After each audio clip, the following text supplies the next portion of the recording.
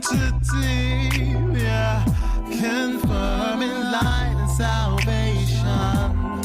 My imagination, friends keep telling me, but still I will remain. It's slightly changed to your love, to your word, to your will. To your love, to your word, to your will.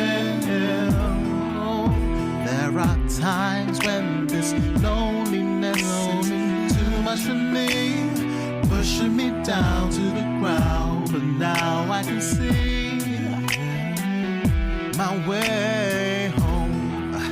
There are times when this loneliness is too much for me, pushing me down, down to the ground. Now I can see my way home.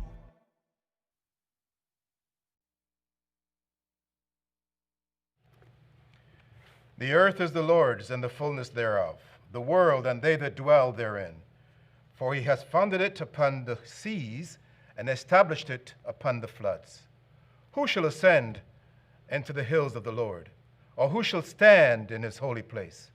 He that hath clean hands and a pure heart, who hath not lifted up his soul unto vanity, nor sworn deceitfully.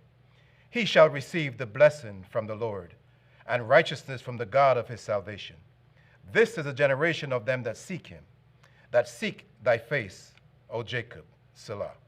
Lift up your heads, O ye gates, and be ye lift up, ye everlasting doors, and the King of glory shall come in. Who is the King of glory? The Lord strong and mighty, the Lord mighty in battle. Lift up your heads, O ye gates, even lift them up, and ye everlasting doors, and the King of glory shall come in. Who is this King of glory? The Lord of hosts. He is the King of glory. Welcome, ladies and gentlemen, brethren, guests, to the Israelite Nation Worldwide Ministries. Today we have a very exciting message. But before we get to that, let us introduce ourselves for those of you who do not know who we are, and let us, which we find a little bit unusual, but thank you for visiting. Thank you for visiting the chat room and connecting with us today on this very important occasion. We are the Israelite Nation Worldwide Ministries located at Toronto, Canada, at the border of Egypt, even the new Egypt, which is the USA. We are a nation within a nation, and we are not affiliated with any other entity or organization that use our name, Israel, or Israelite.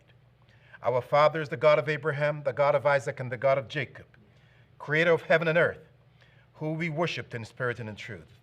Therefore, our focus is on the spirit, which is behavior, and not on the outward appearance. Our forefathers wrote the scriptures from which the authorized version of the Holy Bible was recently translated in English in 1611. Our forefathers wrote about themselves, for themselves, and their descendants, the Israelite descendants, whom we are. Hence, we are the only ones who are qualified to teach from the authorized Holy Bible. Our national mandate is confined to the teaching of our prophecy, our history, and our culture. This exclusive authority was granted by our Father, who elected us as his chosen witnesses, his royal priesthood, the teachers of his holy word, the doctors of his royal law, and any related administration thereof. Our leadership reflects the light of our Father, which we make available to our children and also to the entire world. Our teaching glorifies our Father and expresses our gratitude to his messenger of the covenant, our national covenant, and this is our elder Shadrach Porter, who is our founder and master teacher. We alone receive the spirit of truth. Therefore, our biblical message may hurt a little, since it addresses behavior, and we know that all men are slaves unto sin. Our message is not for the weak, neither for the fanatics, so we suggest personal discretion. Let us then delve into the matter before us. The matter has to do, today's lesson, with the hidden wisdom of the God of Abraham, the God of Isaac, and the God of Jacob. But before we get into the message, let us come to a common understanding. Our Father, the God of Abraham, the God of Isaac, and the God of Jacob, he is King of heaven and earth. He's the Almighty King of all kings, Almighty Spirit of all spirits. He has his kingdom and his laws, statutes, and judgments. Today we're going to take a preview of his judgments. We're going to see the results of his judgments. The reason why we're doing this is all of us will be judged. Some of us will benefit from his judgments. Some of us will not benefit from his judgments. So what we are trying to do today is to make all the people aware of the fact that all men and women will be judged, and we have to prepare ourselves for that judgment, even for the glorification thereby or the suffering therein. We're going to deal specifically with the judgments of the God of Abraham, Isaac, and Jacob as it is foretold in the Scriptures. Now, we look at the authorized version of the Bible, we see it as a spiritual library, a library of wisdom. It consists of mysteries and secrets which relate to our Israelite prophecy, history, and culture. This hidden wisdom of the God of Abraham, Isaac, and Jacob affects us all, as we said earlier, whether in the past, in the present, and the future. And these all are combined even to what we see today and what we expect tomorrow. We are not here to explain these mysteries per se, but to bring a sense of awareness concerning this hidden mystery that's in the Bible. The hidden mystery of the God of Abraham, the God of Isaac, and the God of Jacob. In order to benefit directly from this hidden wisdom, the individual must be called out of the world and adopted by the God of Abraham, Isaac, and Jacob. Therefore, you become part of the family. This is what the Israelite nation represents, the body of Christ, the family of the God of Abraham, Isaac, and Jacob. He or she, having been called out, is named. Remember Abram, who was named Abraham? Remember Jacob. Well, there's Isaac, of course, was named by him. Jacob was named by him. And then Jacob was surnamed Israel. And from Jacob came the Israelites, whom we are. This name, then, is a very highly spiritual name. We're not going to get into that today, but we just want to make sure that any child, even today on the common law system, if you adopt a child, you have the right to name that child. That child becomes your son or your daughter, and it must therefore, even though you did not give birth to them, that child now has to abide by the rules of your house. This is very important because it is the same with the God of Abraham, the God of Isaac, and the God of Jacob. You are named, you are educated. This is where the laws, statutes, and judgments come in. And you're educated according to the precepts of the covenant, our everlasting covenant that was given to us by the God of Abraham, Isaac, and Jacob. And we are educated to serve him as his witnesses. And we do this because, and of course, witnesses must tell the truth. So we receive the Spirit of truth. And we do this witnessing on the oath. You're always under oath. Therefore, you have to remember whom you're serving, why you were called, and the name that you carry.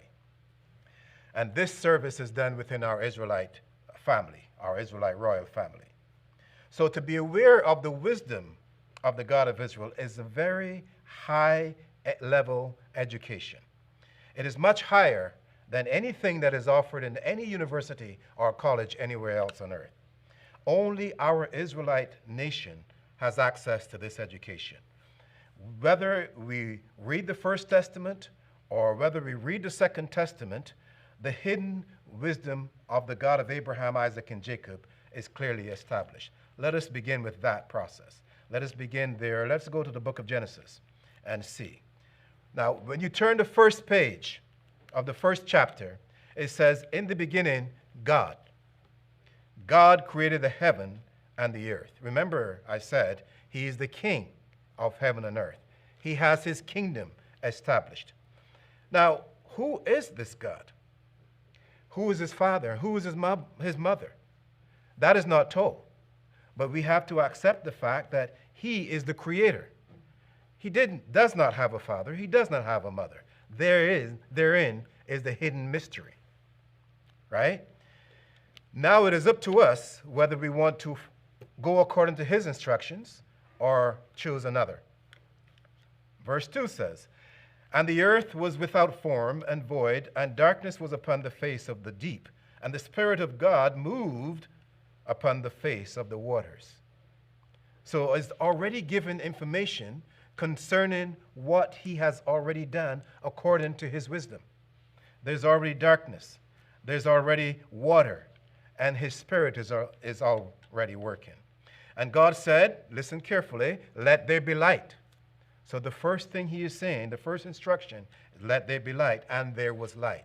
That is power. And God saw the light that it was good, and God divided the light from the darkness. And the God called the light day, and the darkness he called night. What I like about this is the fact that he kept the darkness, or a portion of it, and he kept a portion of the light. Well balanced. Wisdom. And the evening and the morning were the first day. And it goes on to give the decisions that he made according to his judgment. This is a mystery, because what we have then is the result of his decision-making process. That's the first stage. Now, people might say, well, whatever, but let us go to, you might say you don't like what is written in the Old Testament or the First Testament, but let us go to the Second Testament and see if it corresponds with what is written there. Let's go to the book of John. John chapter 1. It says, "In the beginning was the Word, and the Word was with God, and the Word was God." Now, some people might think that's a little far-fetched. Again, this is wisdom. Again, this is not giving you how, but I can give you a little bit of insight. Now, you're hearing my word. You can't see my word, but you can hear it. It could have an impact on you, or it may not. The point is, the word is with me. This is my spirit speaking, so to speak. So, in the same thing it was with God, because he said, "Let there be light," and there was light. John is saying, in the beginning was the Word, and the Word was with God, and the Word was God. Body, soul, and spirit. They work together as one unit.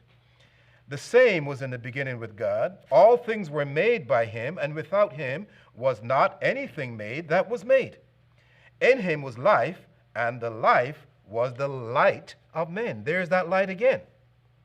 And the light shineth in darkness, and the darkness comprehended it not. Because they were not ready. They were not prepared to listen and follow the instructions that he gave based on his wisdom. This is what we're talking about. We have to understand that the God of Israel has the unilateral ability to make decisions based on his judgment. This is his wisdom. We stand to benefit or not to benefit. Benefit if we follow and adhere to his instructions, and we stand to lose if we don't follow. And it continues. But we just wanted to set the record straight and to show that both Testaments, the first and the second, reflect the hidden wisdom of the God of Abraham, the God of Isaac, and the God of Jacob. In the same pattern as it was described in the first, it is described in the second. This is knowledge. This is wisdom. So we have to recognize that there is great power in the hidden wisdom of the God of Israel if we submit to that wisdom. Let us see then what happened to those that submitted and what happened to those that did not submit. Let us go to the book of Exodus. Exodus chapter 15. Again, we're going to be looking at examples of the hidden wisdom of God. We're not going to be saying this is how God did it, but we will look at the result of his wisdom and those that benefited from his wisdom and those that did not.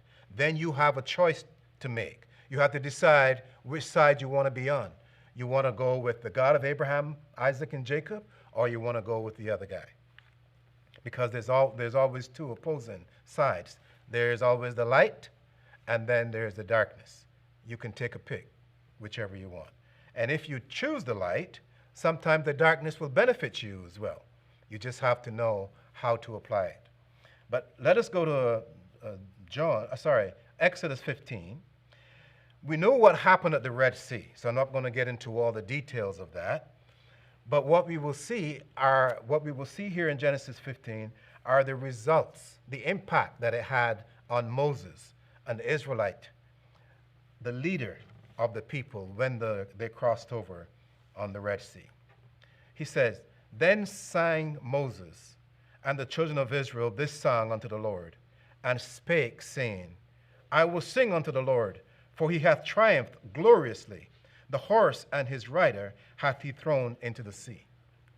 Now, right there, you can see at the beginning of this statement, first, he is glorifying the God of Israel through music, through song.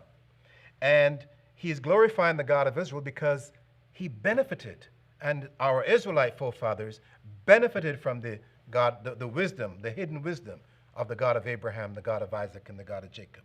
Moses had a job to do, and he did it well, and the results were quite favorable.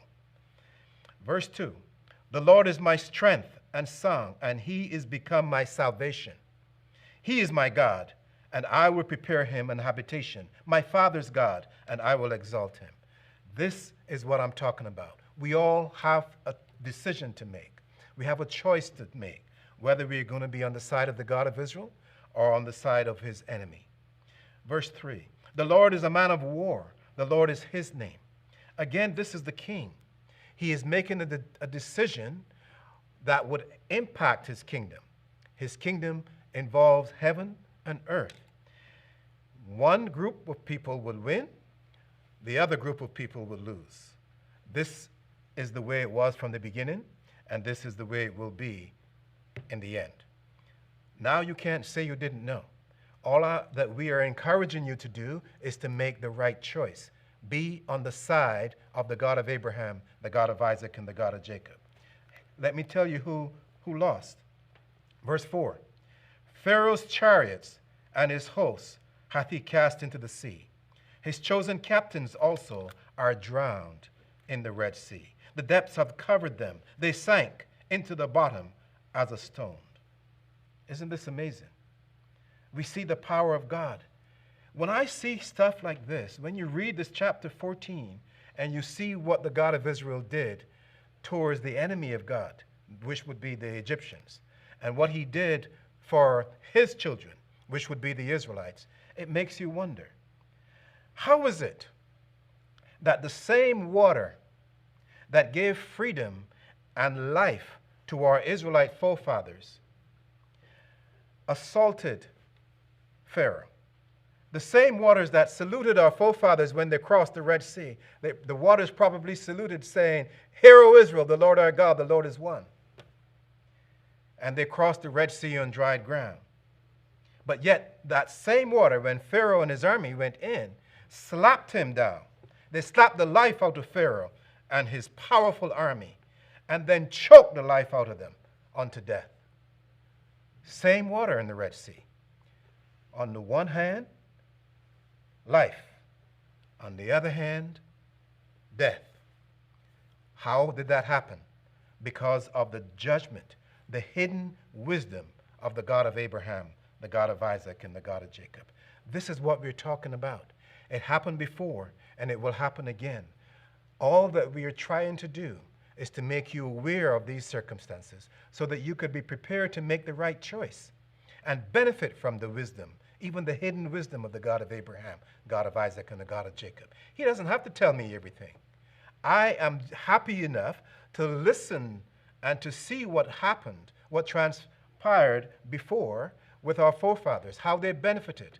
I also see when they didn't listen, how they lost. And then we make the decision accordingly. We say, yes, we want to serve this God. We want to be on his side, because in service to him, there's life. Without the service, there's death. And Pharaoh is a good example of the death. Moses and our Israelite forefather is a good example of the life. The next example that I would like to bring forward is let us consider for the moment the Sabbath day, the seventh day. Now, if we go back to Genesis chapter 1, we can read through all the events that occurred on the first day and the second day and so on. And it says here, let's go to verse 26. And God said, let us make man in our image, after our likeness, and let them have dominion over the fish of the sea, and over the fowls of the air, and over the cattle, and over the earth, and over every creeping thing that creepeth upon the earth. I want you to read this chapter carefully. And while you're reading it, look at the method of his creation. He wanted to have human beings on this planet, but he didn't create them first. He made sure that the earth on which they were going to live was habitable. He made sure that there was proper vegetation. And all those who know about plants today, there's a lot that people talk about the earth warming and all that stuff. I don't know all about that, but you probably know more about it than I do, which is fine. But one thing I do know is that vegetation allows or increases or enhances oxygen. And human beings benefit from that oxygen. But there's more. Human beings then exhale the carbon dioxide. And the plants need that carbon dioxide to thrive and to grow. That is the most amazing judgment, the most amazing hidden wisdom. Nobody gives the God of Israel credit for this, apart from us and the Israelite nation. Look at the symbiotic relationship between plants and human beings and animals too. The animals not only get to eat some of the grass and the leaves, but they exhale the carbon dioxide, only to inhale from the plants the oxygen. Amazing. We thrive on oxygen. We can't live without it. But we exhale the carbon dioxide, which the plants are just embracing so that they can produce even more oxygen. Perfect symbiotic relationship. And that is just an example of the same relationship that should exist between us and the God of Abraham, Isaac, and Jacob. He gives us of his judgment and his wisdom. We prosper and have good health and long life. We glorify him. And the more we glorify him, the more we prosper. And the more we prosper, the more we glorify him. Again, a nice symbiotic relationship. It's beautiful. So the last factor in the creation was man and woman. He created man after he'd done all these things. It wasn't there's nothing second guessing there. He made sure that man had all the necessary elements to make life joyful on this earth. And then, when it was all in place, he made man. And then he made woman for man. Beautiful. That they would work together in harmony. Again, a nice symbiotic relationship. It's so amazing, the wisdom of the God of Israel. We get to benefit from all this. We need to be on his side. We need to glorify him and give him the praises at all times. But I wanted to talk, of course, about the seventh day. I get carried away here because I get so excited about these things that then I forget where I'm supposed to be. Let's see, chapter 1. Where am I here?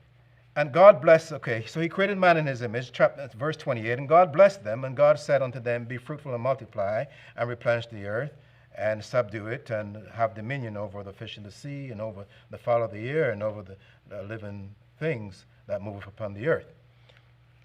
And God blessed, and God said, behold, I have given you of every herb bearing seed, which is upon the face of all the earth, and every tree that is in which the fruit of a tree yielding seeds, to you it shall be for meat. And to every beast of the earth, and to every fowl of the air, and to everything that creepeth upon the earth, wherein there is life, I have given every green herb for meat. So it was so. And God saw everything that he had made, and behold, it was good. And the evening and the morning was the sixth day. So now all the creation is over. And here's the part that we want to get to. Thus the heaven and the earth were finished, and all the host of them. And on the seventh day, God ended his work which he had made, and he rested on the seventh day from all his work which he had made. And God blessed the seventh day and sanctified it, because in that he had rested from all his work which God created and made. This is the point that we want to get to, because now this day is a very special day. The seventh day is a holy day. It's special for many reasons, but it's only an Israelite that would understand the significance of this day, when our Father rested after he created the heaven, the earth, and man. He sanctified the seventh day and made it holy. And of course, Genesis chapter 15, from verse 1, I think we covered that already. Genesis chapter 20, that's where I wanted to go. In verse 8, it says, remember the Sabbath day, and to keep it holy. 6 days thou shalt labor, and do all thy work. But the seventh day is the Sabbath of the Lord thy God. In it thou shalt not do any work, thou, nor thy son, nor thy daughter, nor thy manservant, nor thy maidservant, nor thy cattle, nor thy stranger that is within thy gates. For in 6 days the Lord made heaven and earth, and the sea, and all that in them is, and rested the seventh day. Wherefore the Lord blessed the Sabbath day and hallowed it. The Sabbath day is special to us as Israelites. This is the day that we glorify the God of Israel for all that he has done for us. This is the day that we are also aware of, I like to say, the dance that is done between the sun and the moon. The sun and the moon that help to open the windows of heaven, that we could glorify our Father and that he would hear our praises and our songs that we dedicate to him. Note he did not say the 14th day. He did not say the 28th day. He did not say any other day other than the Sabbath day. The Sabbath is the seventh day, not of the week. There's only one seventh day per month, right? That is the day that we glorify our Father. That's the day that we keep holy. It's very important. You may have heard other things from other people, but this commandment was given to our Israelite royal family, not to other people. We have to understand that no one is allowed to teach us about ourselves. No stranger, that is. Only another Israelite could teach us, another member of the Israelite Nation Worldwide Ministries. Our Sabbath has nothing to do with those days, 14, 21, or 28. It's only the seventh that makes a difference. Others, they have their gods that they serve, and you know them by their fruit, meaning by their behavior. You will see them. They might have a cube on their forehead. They may have a cross hanging from their neck. That is the cube of Saturn, or Satan, and that is why it is called Saturn Day, Saturday for short. And these are the people that use Saturn Day or Saturday as their Sabbath. So be it, but we want nothing to do with that, because we have the seventh day. We have the seventh day because we understand the hidden wisdom of the God of Israel that generated the first day, which we read about in Genesis chapter 1. These are the things that we need to understand in order to be on the side of the God of Israel, in order to benefit from his holy wisdom, from the hidden wisdom. These will allow us to glorify him, and the more we glorify him, the more he will show us his wisdom. And this is how it is. Anybody else, then, that behaves in another way are telling you also that they're not of Abraham's seed, but they are of the serpent's seed. It is quite simple. And we are not here to criticize them. We're just here to illustrate who they really are and to point out the reasons and the rationale behind it.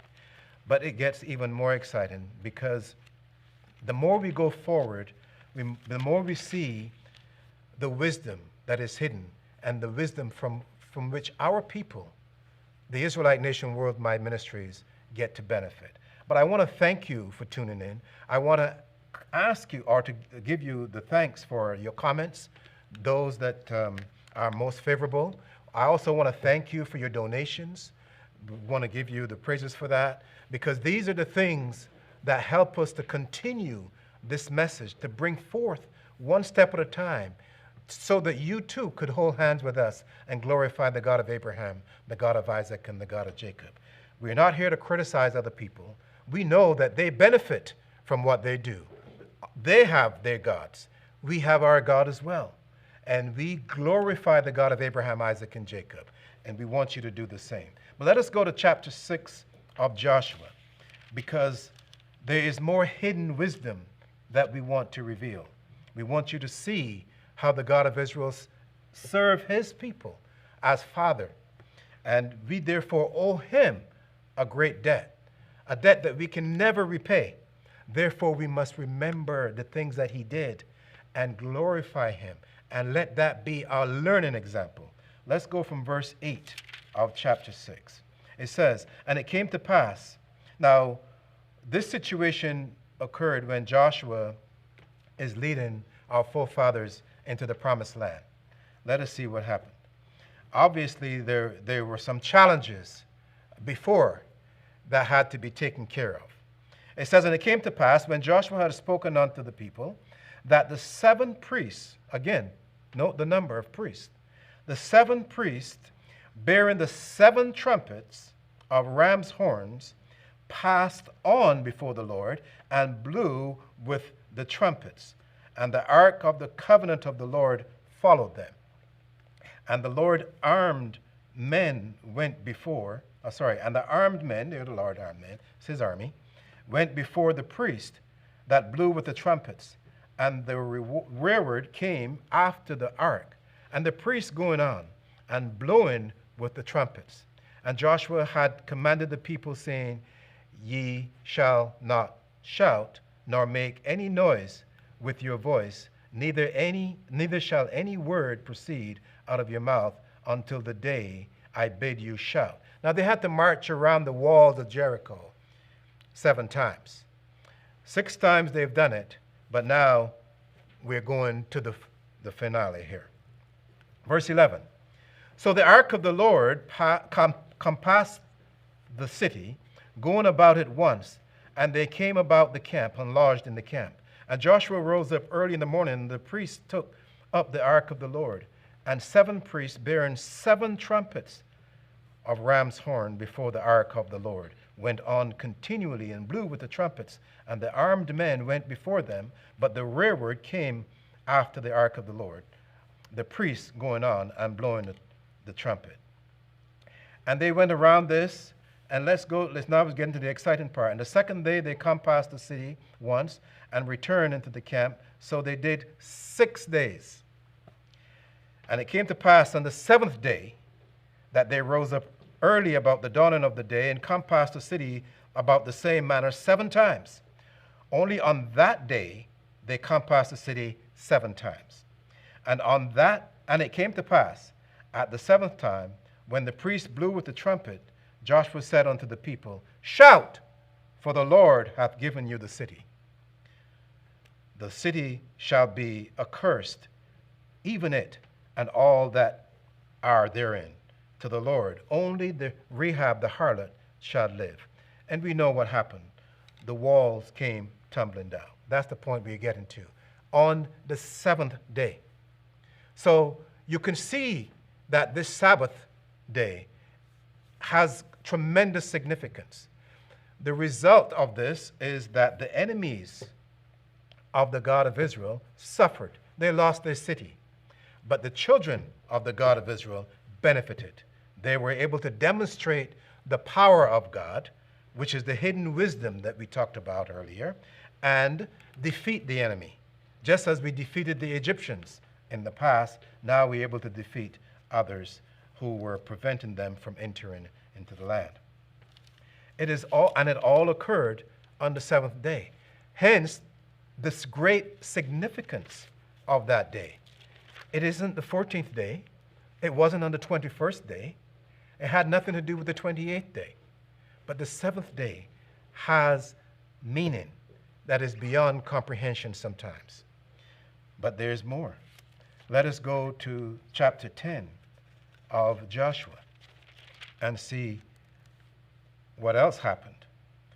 And again, you will think that the enemies of the children of Israel will say, wow, these people have a great God. Let us get out of the way. Let them have their day. No, it is not that easy. They continue to put up resistance. We knocked down the Egyptians, then we knocked down the other guys, and now there's others that are standing up in our way to prevent us from doing what we're supposed to do. Remember, the earth belongs to the God of Israel. This is part of his kingdom. There's a good part, which would be the Israelite nation worldwide ministries, and then there's the dark part. Just like at the beginning of Genesis, there's light and there's darkness. And the darkness did not comprehend the light, as John said, and they messed up, and they continue to mess up, even until today. So we are giving you an opportunity to remember there is going to be judgment again. The hidden wisdom of the God of Abraham, the God of Isaac, and the God of Jacob will be revealed. It will be revealed, and the consequence thereof, you will either be glorifying him, singing and dancing like Moses did at the Red Sea, or who knows? I'd rather not think about it. But we're giving you this opportunity to make the decision, to make a meaningful decision, so that you can stand with us and glorify the God of Israel, for he is worthy of your praise. Let us go to verse 8 of Joshua chapter 10. And the Lord said unto Joshua, fear them not, for I have delivered them into thine hand. He has already made the decision. His wisdom has already been at work. Now let us see what happened. They shall not a man of them stand before thee. He has made the decision. He has put in place the necessary precepts and components for us to be victorious. All we have to do is follow the instructions. And it says here in verse 9, Joshua therefore came unto them suddenly and went up from Gilgal all night. And the Lord discomfited them before Israel and slew them with a great slaughter at Gibeon, and chased them along the way that goeth up to Beth Haran, and smote them to Azekah and unto Mekah. And it came to pass, as they fled from before Israel, and were in the going down to Beth Horon, that the Lord cast down great stones from heaven. Look at that.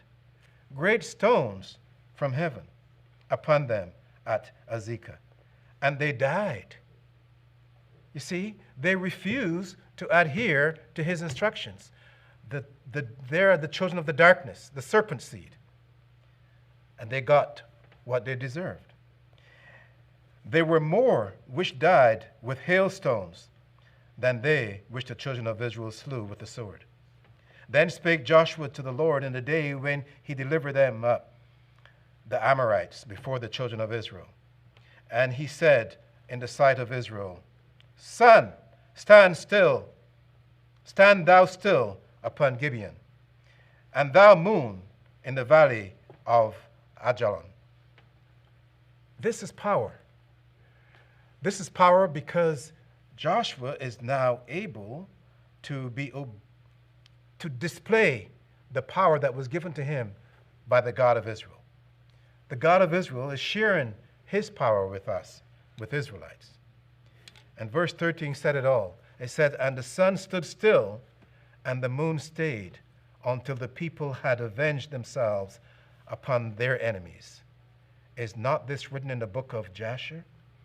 So the sun stood still in the midst of heaven, and hasted not to go down about a whole day. Wow. Talk about, what do they call it these days when well, not today, when they extend the days, now they shorten the time.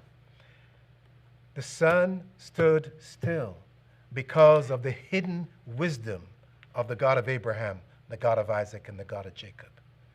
Why can't people understand this? Why do they go to such great lengths to be so stupid? Because you can't prove the God of Israel wrong. You can only show your own stupidity.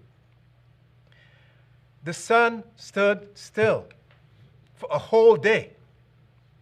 But people will still tell you, you can go to school, to university, and get your PhD. And they will tell you that the earth revolves around the sun. That's a lie. It's the other way around. Because here we have the sun standing still, not moving. What else do they tell you that is not true?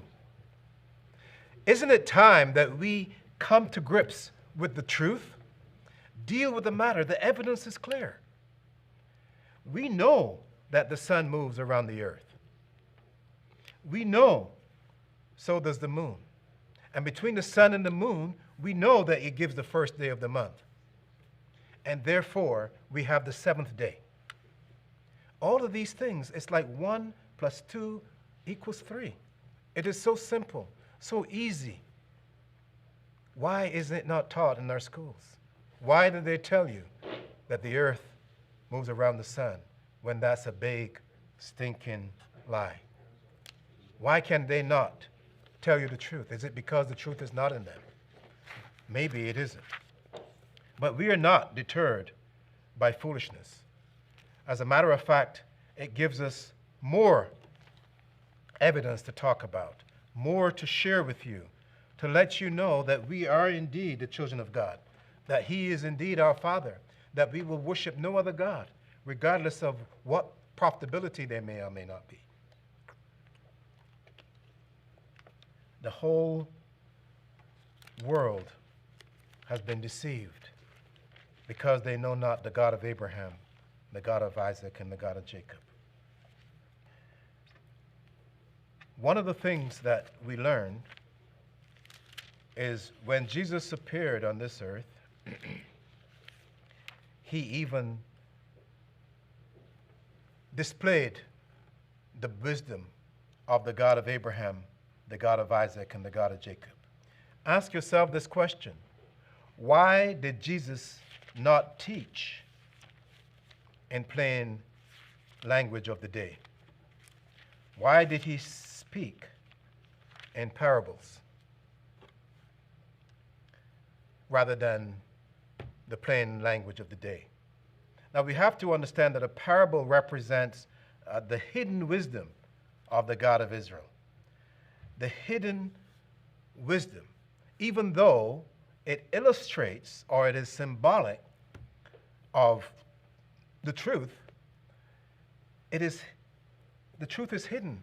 It is hidden because you do not want to give your truth or your pearls to everybody. You have to be selective in how you share this wisdom, or the little wisdom that we have. The God of Israel chose Jesus for a specific reason. And He chose all of us in this Israelite nation for a specific reason. He did that even before He formed the earth, before He laid the foundation of the earth. This tells you again that there is hidden in His wisdom so much depth, or should we say so much height, because it is beyond our comprehension. And you know why? It is not because we are not capable, but because we have become tarnished. We have all been deceived one way or another. And therefore, when we are deceived, we are unable to appreciate the things that should have come to us and be normal if we were pure. Purity allows for more efficiency, allows us to receive the word and embrace it and utilize it with high level efficiency.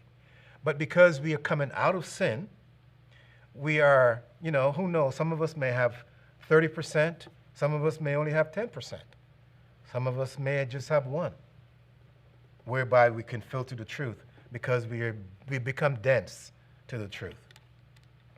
This is one of the reasons why Jesus spoke in parables, because the truth was beyond the comprehension of many. And these were even in the nation, in the Israelite nation. Furthermore, those that are beyond, like today. Let us go to the book of Mark and see why he spoke in parables. We shall read from verse 9. It says, "And he said unto them, He that hath ears to hear, let them hear." Now you might think, well, don't we all have ears to hear? I mean, like, what do you do with your ears? Eat ice cream? I mean, what? Eat pizza through your ear? No. Your ears are supposed to hear. But because of the pollution, because of the sin, because of the stubbornness of some individuals, rather than give in to the Word of God and let that sin gradually be purged away unto the day of redemption, we continue, even to this day, some of us continue to go forward in that darkness. Verse 10 says, "And when he was alone, they that were about him with the 12 asked of him the parable. And he said unto them, Unto you it is given to know the mystery of the kingdom of God." He's talking to Israelites here. Unto you, Israel, it is given to know the mystery of God. This is the hidden wisdom that I talked about. "But unto them that are without, all these things are done in parables, that seeing they may not see, that seeing they may see and not perceive, and hearing they may hear and not understand, lest at any time they should be converted and their sins should be forgiven them." Now, of course, you want your sins to be forgiven, but there is a process. You don't want to take advantage or to jump the queue, and because then you could endanger yourself even. We want to make sure that we follow the steps. As we say, the baby first has to nurse from his mother's bosom or drink from the bottle with the appropriate devices before he could have steak. Before even he could walk, or she has to creep or crawl on the floor. And then when she has the required components, strong legs and so forth, proper balance, then you can get up and run. It makes perfect sense. And this is what Jesus is saying. There is a process in everything. The parable represents the high wisdom of the God of Israel. It is shared and selected with selected members, I should say, of our Israelite royal family. The parable allows for the concept of the message of God to be illustrated clearly to the individual without revealing the hidden mystery of the truth. You get the same substance. And as a matter of fact, sometimes the way the parable is told, it allows for perfect digestion. Because if he were to tell it the way it happened, we'd be like, what? How did he do that? Where did that come from? Like we said, in the beginning, God, we didn't give you his heritage. We don't know because there isn't any. He is the creator of heaven and earth. That's good enough for me, and it should be good enough for you. And this is the way it works. In order to decipher the message, one must first be placed in a place or in a position to receive the Spirit of truth. This is where the Israelite nation comes in.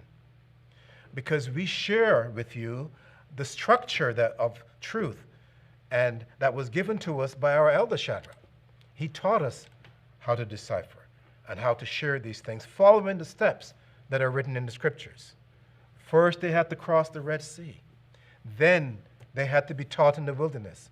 There was nobody else. Like I said, there wasn't even a grasshopper in the wilderness. Why? It's a wilderness. There's no food there. We were fed by our Father. He sent down feathered fowl from above. Yes, I know. A lot of people laugh. They say, oh, you guys, the children of slavery, you're just like you like fried chicken and watermelon. Yes, we do. As long as the proper chicken, because that is the same food we ate in the wilderness. Fried chicken from our Father. And maybe he sent on watermelon too, I don't know. But either way, it is okay. Watermelon is good fruit, and if you got chicken from God, who can ask for anything better? Okay, maybe lamb is better. Okay, fine. But the key here is our Father is taking care of his children. Manna came down from heaven. These are the things that we benefited ourselves from. But Jesus spoke in parables. He told the story of our Father. He explained everything in language that the audience could appreciate. And then when he was with the 12, he went into further details to give them the background, if you will, or the high ground, I should say, so that they can have both sides of the story and even get to the height that they can glorify our Father. This is what it's all about. This is how it is done, and this is why storytelling is a big thing today, whether it's done in music, whether it's done in the movies, or even short stories. It is important. There are stories for children. They're called nursery rhymes. And then there's stories for adults. Either way, it's a learning opportunity that one can appreciate, and especially when it's done in truth. Now, there are certain Gentiles, as we know, who focus only on the First Testament. Yet these same Gentiles refer to themselves as rabbi. Now, how is that done? If you only read the first, how do you get to rabbi, which is only documented in the second? It makes absolutely no sense. So we're here not to challenge them. If that works for them, so be it. But to let you know that you should not follow them. These are the same people who will tell you that, there was no J or no, everything had to be a Y. Well, that's not true either. We're here to correct that and to let you know when it comes to our book, there was no J, yes, true. There was no Y either. It was an I. The point is, when it comes to these scriptures, we are the sole authority. Case closed. This is not an issue for debate. The evidence for their lack of understanding is very clear. And it confirms that they represent the lie because they have been deceived. They represent lies, vanity, and ignorance. And they wear that on their foreheads. Look and see, and you will see more than you understand. Then the other Gentile brothers, they focus only on the Second Testament because they are unable to understand the first. They don't understand the second either, but hey, they focus on both. We know this because they have taken the book, or the portion of the book, they have translated it over 100 times, and this is only in the English language, yet they have no understanding, right? They know that this is the book of the covenant, but they cannot find themselves in this book. What have they done? They painted images and put images of their idols and put our forefathers' names to be associated with those idols. And they claim that this is them. Well, that's okay. All we have to say is it's not correct. That's it. They went so far as to attempt to steal our identity. We understand that. We take that as a measure of what? An appreciation? Whatever. But the key here is we are the only ones that have the ability to speak the wisdom of God, even the hidden wisdom of God. And Paul made that point extremely clear. Let us turn to 1 Corinthians, and we go to the 2nd chapter. We can read from the 6th verse. It says here, even in the verse 6, even as the testimony of Christ.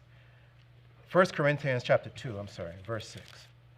Howbeit, we speak wisdom among them that are perfect, Yet not the wisdom of this world, nor of the princes of this world that come to naught, but we speak the wisdom of God in a mystery. This is our minister Paul, whom we have taught, speaking to the Corinthians. And he's telling them exactly what we are saying.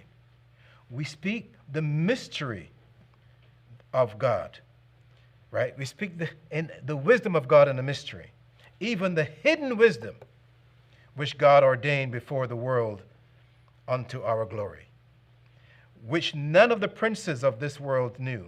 For had they known it, they would not have crucified the Lord of glory. And we could add to that, they wouldn't have killed his peacemakers or enslaved his peacemakers either, because they didn't understand that all of this wisdom is for their benefit also. We are not here to say this is a black thing. We're here to say all people can benefit from the wisdom, even the hidden wisdom of the Most High God, the God of Abraham, the God of Isaac, and the God of Jacob, which he gave to his children, of whom we are, the Israelite nation, worldwide ministries. This is what it's all about. None of the princes of this world knew it, for had they knew it, they would not have crucified the Lord of glory. But as it is written, eye hath not seen, nor ear heard, neither have entered into the heart of man the thing which God hath prepared for them that love him. But God hath revealed them unto us by his Spirit. For the Spirit searcheth all things, yea, the deep things of God. For what man knoweth the things of man, save the Spirit of man, which is in him? Even so, the things of God knoweth no man, but the Spirit of God. All that Paul is saying is, you have to be of the family of God to appreciate the things that are of God. And the family of God is the children that he has made an everlasting covenant with. The covenant is made with us, the Israelite nation worldwide ministries. Again, as I said at the beginning, we are his witnesses unto his word, which is the truth. And we are under oath to tell the truth, inside to our brethren and outside to the rest of the world. It makes no difference. This is all that we know. Because we've said 1,000 times, the Spirit of truth was only given to the Israelite nation. Christ Jesus made that clear. John 14. And he said that the world cannot receive the Spirit of truth. So if you want to have access to the Spirit of truth, make the way through the water to the Israelite nation worldwide ministries. Not as Pharaoh did, but go along the instructions of Moses. Then you can benefit as we have benefited, because there's no need then for the God of Israel to do anything against you. All that we have shown you today is there is a God, and that he has a kingdom. His kingdom, this is the God of heaven and the God of earth. And we are his children, the Israelite nation worldwide ministries. We embrace his wisdom. His wisdom is hidden from us in the same manner that Jesus hid it by speaking or teaching in parables. The substance is given to us. We see the result of what he taught, but we are not there because we haven't earned that privilege to be there when he makes his decision. All that we know is if we benefit, we give him the praises and the glory. That's all that matters. It is that simple. It doesn't call for any rocket science to figure this out. Look and see who benefits. Look and see who loses, and make your decision. Also, you would see the harmony that the God of Israel, through his wisdom, has created for his people. Again, he created man and woman, but they were not his first creations. There was a lot that he did before to make our lives comfortable so that we can glorify him by giving him thanks. He gave us so much. We cannot repay him we owe him a debt. The least we could be is to be obedient unto him. Even collectively, we cannot repay the debt. So we will always be in his debt. That's a good thing. All we have to do is recognize that, glorify him, follow his instructions, do exactly as he instructs us to do. What else can you expect from a child to his father or mother? You do what your parents say to do because they have your best interests at heart, so that they can feel good. And the more you do to your father, the more he will do for you, because there's a harmonious relationship. The name of your father is important. All of these things come together. If you violate the name, then it's like violating the terms of the agreement between the child and the father. Let that name be foremost in our minds. That's why Israelite is so important to us. Others may use the name in vain, but we will protect and defend our national integrity. We never call ourselves Christians. We never call ourselves Hebrew Israelites. We never practice Judaism, but we go according to the name that our Father gave unto us. This is important. This is the wisdom, because we don't ask him, Daddy, why did you name us Israelites? No, we are happy because in us is that light that we bring to the world, because we are the children of the light, as it says in Genesis 1.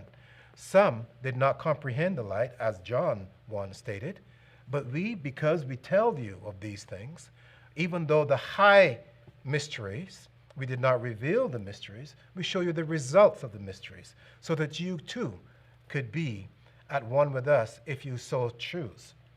This is what it's all about, so that our Father may benefit from your glorification, to know that his word that he gave to his messengers, whether they be the prophets, whether they be the Messiah, even Christ Jesus, was not in vain.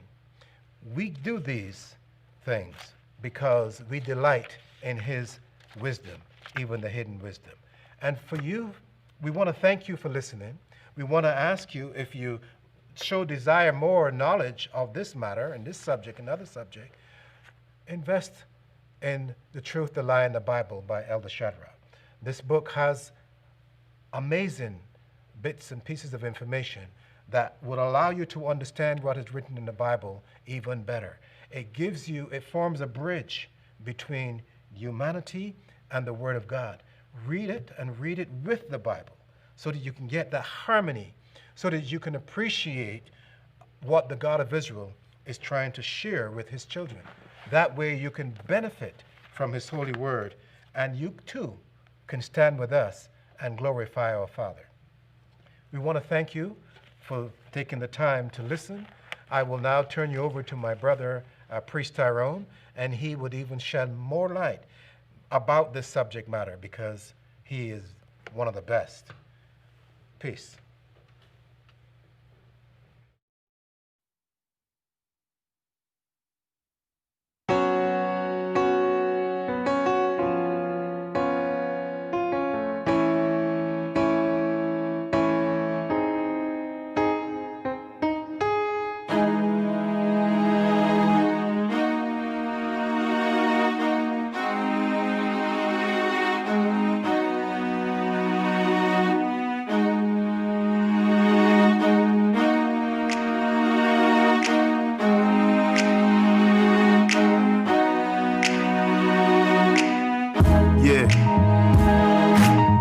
Is quite visual, spirit never physical, only in celestial form. I'm terrestrial, breath of life blown through his merciful nostrils. How can I be hostile when I speak the gospel?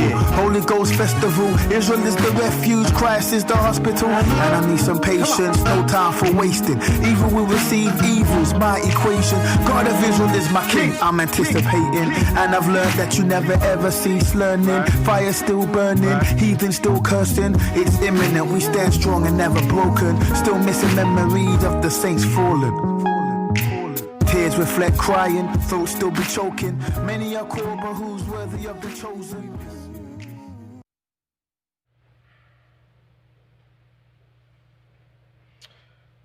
Blessed is he that considereth the poor.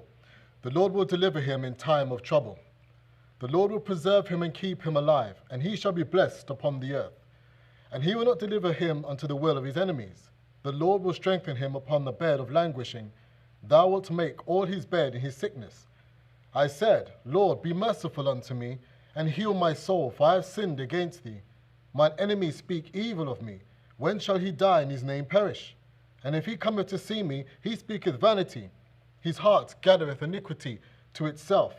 When he goeth abroad, he telleth it. All that hate me whisper together against me. Against me do they devise my hurt. An evil disease, say they, cleaveth fast unto him. And now that he lieth, he shall rise up no more. Yea, mine own familiar friend, in whom I trusted, which did eat of my bread, hath lifted up his heel against me. But thou, O Lord, be merciful unto me, and raise me up, that I may requite them. By this I know that thou favourest me, because mine enemy doth not triumph over me.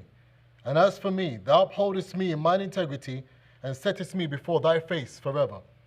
Blessed be the Lord God of Israel, from everlasting and to everlasting.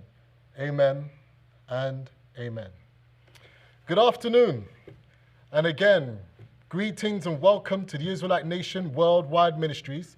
Peace to my brethren, and good evening and good afternoon, whatever time you'll be watching all across the world, any different time zones. Welcome to the Israelite Nation Worldwide Ministries live YouTube feed, where Elder Michael done a spectacular job. He's known as the Professor, and has opened up with our subject matter today, which is the hidden wisdom of God.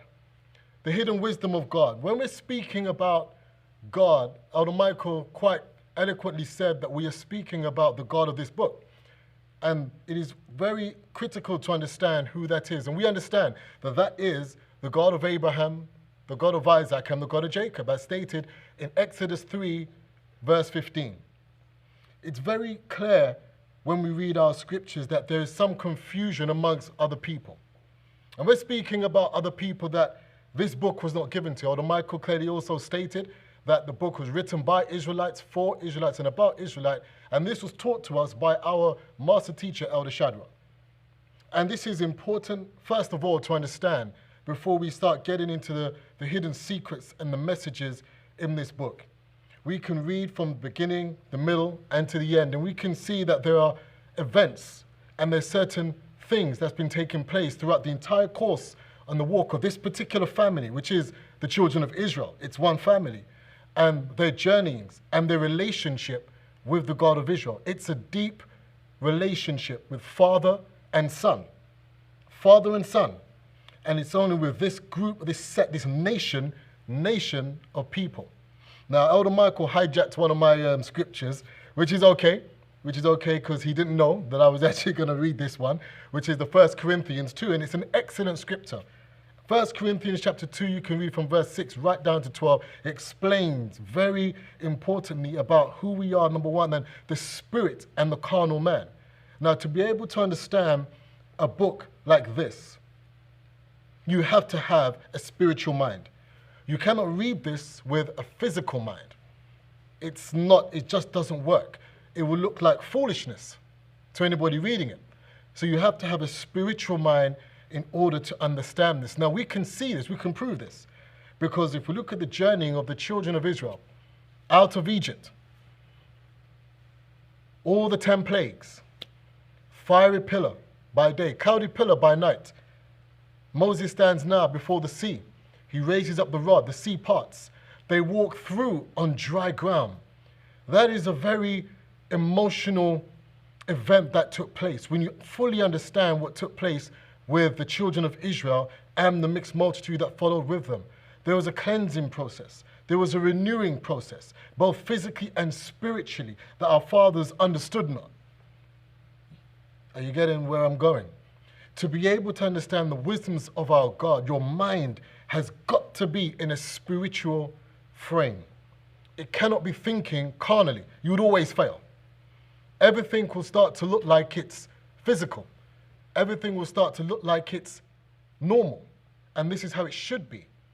But understanding the ways of our God, you need to have a spiritual mind, because the ways of our God is not the ways of the world. It clearly says that if you love the world, you hate God. It said, love not the world. How could you love the world and all the things what they entice you with, but yet still say, I serve the true and living God. There's hypocrisy. There's going to be a fight of spiritual power and struggle, because one's going to be pulling you to go and do ravings and partings on a Sabbath day, and the other's going to say, no, you've got to go and worship our God and keep it holy, as it said to do. So you'll have a conflict. So a spiritual mind is necessary in all areas of the life of an Israelite. Now, it takes great wisdom to understand that. Wisdom. What is wisdom? Let's start from the beginning. Now, Elder Michael touched on various and different subjects here, and I want to hone down on something which I believe that is critical in order to move forward for us to understand who we are first. You see, because having wisdom, he gave to a group of people. And why did he give us a set of rules, instructions, commandments? Why did he give that to us? Is it just so we can just have a frivolous lifestyle and know that he's our God and he's our Father? Or is it very specific? Why? Have you ever asked the question to yourself, why do I have to keep the laws? Why do I keep these commandments? Why do I have to keep the judgments? Why? Okay, let's turn firstly to the book of Exodus, chapter 19. I'll start there. Exodus chapter 19, and if we understand what had happened at that point, the children of Israel had now fled. They now left Egypt. The Pharaoh was chasing behind them, and the previous chapters. Their enemies, the Pharaoh got in the Red Sea. Moses sang a song of victory and of what happened and glorifying the God of Israel. No sooner has that now finished, the children of Israel did what they did best. Can you tell me what they did in the chat room? Can you tell me what the children of Israel did best? I give you 10 seconds. And it's quite exciting because you got, please just throw your answers in. You got 10 seconds, 10 seconds. Our fathers did what they did best. Best. Okay, 10 seconds is off. 3, 2, 1. They murmured. And they continued to murmur. They murmured for food, first of all, manna. The God of Israel, gosh, why are they murmuring? And Moses and Aaron are like, geez, why are they murmuring? And he said, it's not murmuring against you. They're murmuring against me. Continue on now. We can even get to chapter 17. And they murmured for water. Our fathers were famous for murmuring. And it frustrated our God. That should say something in there, where there was destruction when our fathers tended to do things that annoyed our God. That's not wise. We understand that if you annoy your parents, you may get a little air clip. Some may get a little heavier because you're doing it purposefully, willfully, spitefully to get a reaction out of them. Okay, our fathers were famous in the camp for doing that. Moses had to take advice from now his father-in-law Jethro. You can read that in Exodus 18. And he had to, because it was too much, he had to set captains and leaders above the people to execute judgment. He's taking on so much. The people, they impressed upon him. And then now, we come to the part where the children of Israel are at Mount Sinai. We're going to read and we're going to take it from there, from Exodus chapter 19. And I'm going to read from verse 1. I'm going to try and get through this as quickly as I can. So, Exodus chapter 19, verse 1, it reads, in the third day, when the children of Israel were gone forth out of the land of Egypt, the same day came they into the wilderness of Sinai. For they were departed from Rephidim, and were come to the desert of Sinai, and had pitched in the wilderness. And there Israel camped before the mount. So that's the beginning, where they pitched before Sinai.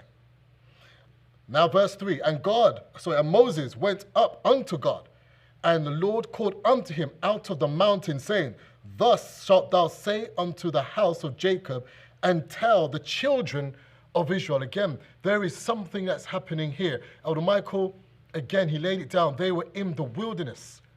They're at the Mount Sinai. They were in secret, hidden, away from the outside world, ready to receive instructions, purified. They'd gone through the water. They've gone through it. They've been purged. They've been sorted. Now the God of Israel has now got to speak to whom he's chosen to now speak unto the children of Israel. That's wisdom. Because he's got them to a place now where now he can now issue them the instructions for their life. Let's read on. Ye have seen what I did unto the Egyptians, and how I bare you on eagle's wings, and brought you unto myself. You see? Now therefore, if ye will obey my voice indeed, and keep my covenant, then ye shall be a peculiar treasure unto me above all the people, for all the earth is mine. Do we get that? If you fully understand that scripture, or that verse I should say, throw up some fire signs to show that you really understand what that means. If you obey the voice of our God, you shall be a peculiar people, a treasure unto him. Who wouldn't want to be that? He's selected and chosen you to be that.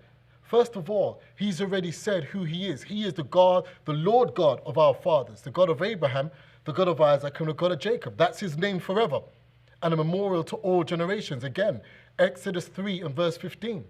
He's given us the name for us to call him.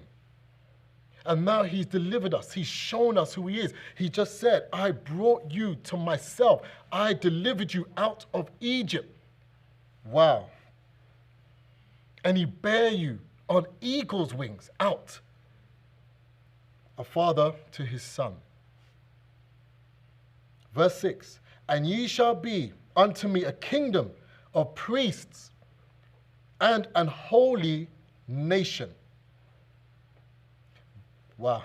These are the words which thou shalt speak unto the children of Israel. Look what Moses was charged to go and speak to our fathers. You will be a kingdom of a nation of royal priesthood, a holy people unto him.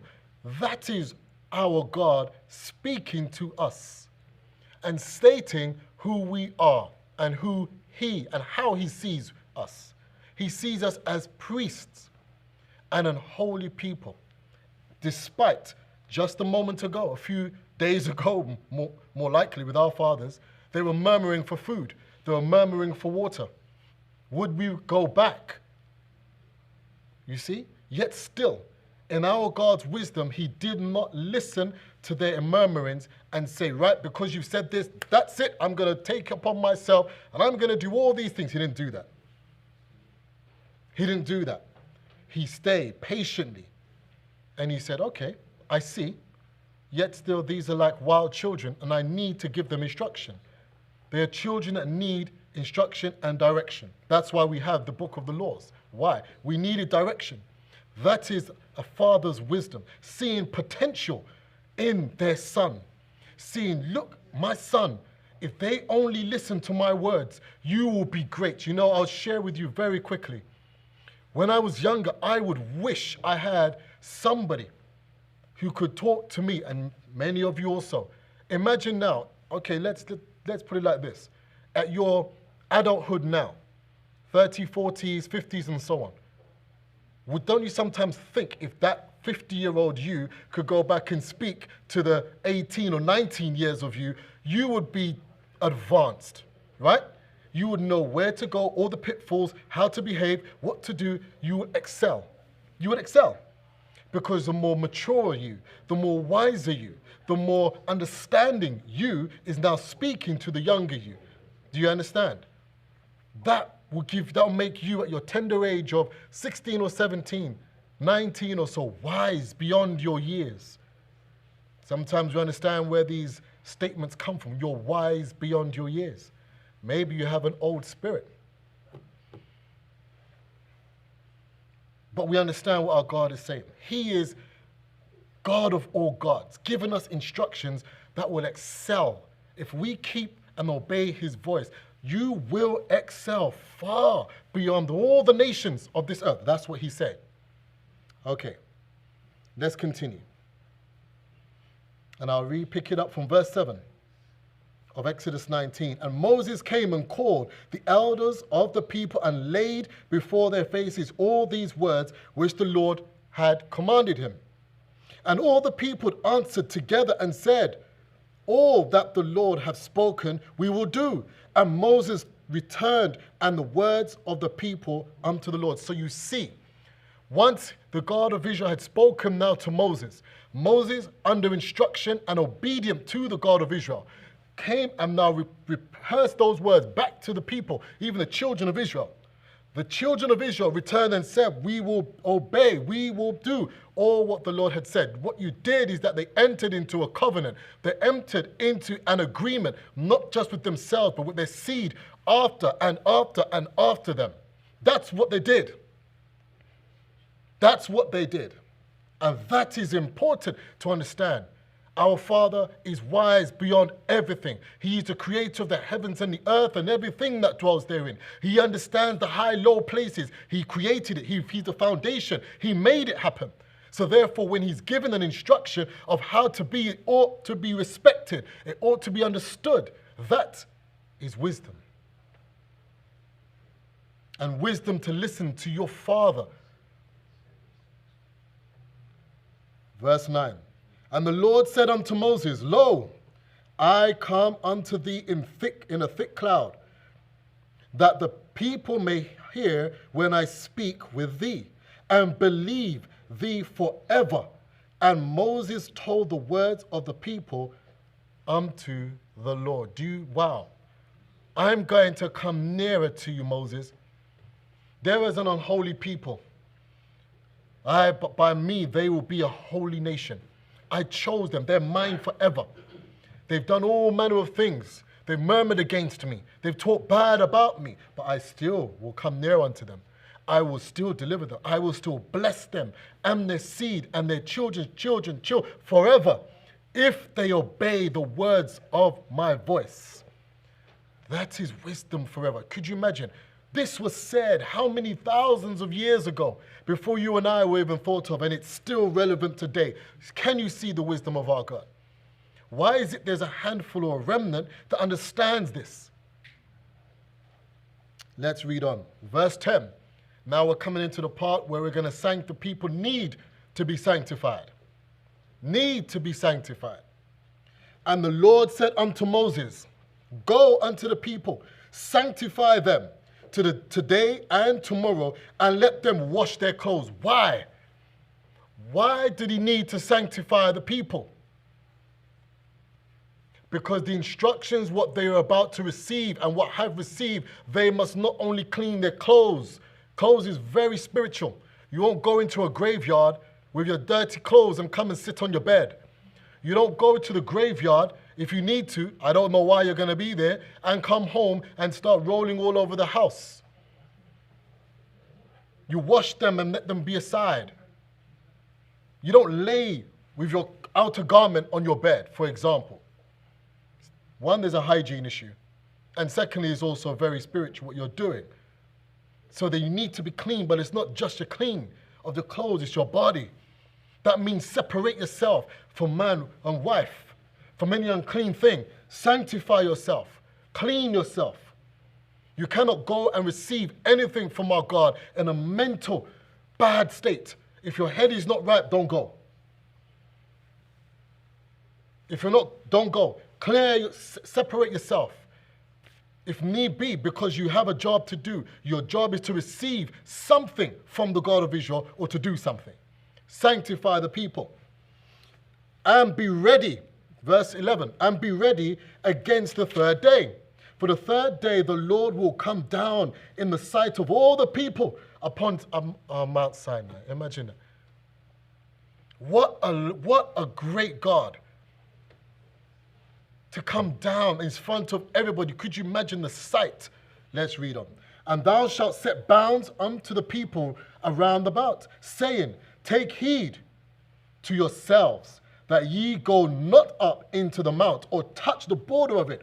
Whosoever toucheth the mount shall be surely put to death. Instruction. There's an instruction given. There be borders. Listening to instruction is key. Again, with our fathers, they were sometimes found wanting. But when they listened to instruction, there was victory, as Elder Michael stated, when they had to go around Jericho 7 times and shout, and the walls came tumbling down. Oh, could you imagine Can you feel the energy and the power of our God with the people because they obeyed his voice? They got anything they wanted.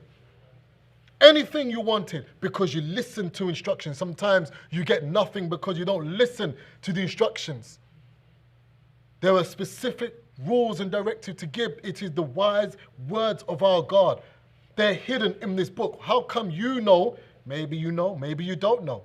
Maybe you think you know, maybe you think you don't know. Or maybe you just cannot be bothered even though you know. That's a problem. You cannot be presumptuous. Let's get into it. Now, verse 13. There shall not a hand touch it, but he shall surely be stoned or shot through. Where it be beast or man, it shall not live. When the trumpet sounds, I'm going to take that slowly because I like that. Beast or man, you'll be put to death. Don't touch it. Instruction. Now, let's get into it.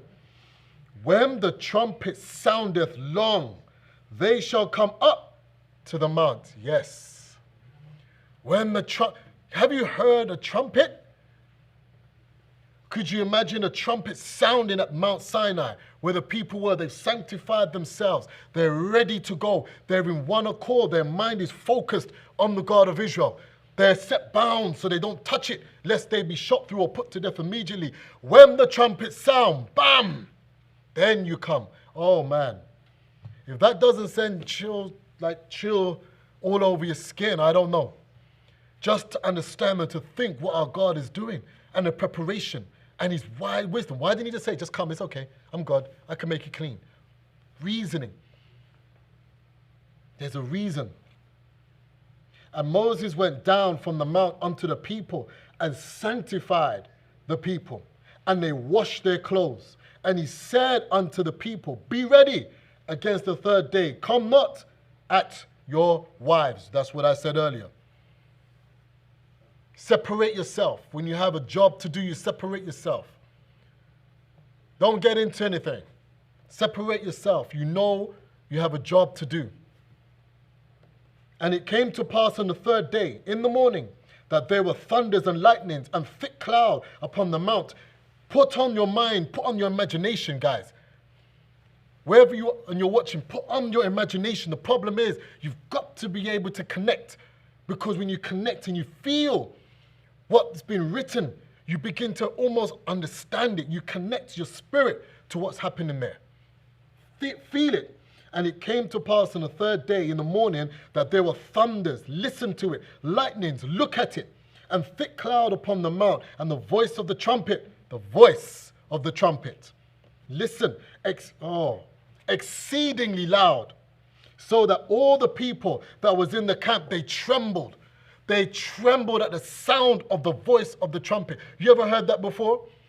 I haven't heard it, but my body, my gosh.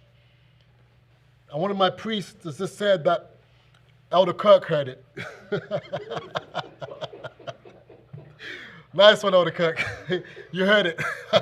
Oh, I'm so I envy you for that. And we read on. Verse 17, and Moses brought forth the people out of the camp to meet with God. Wow. Moses, man, he brought the people now. Imagine that.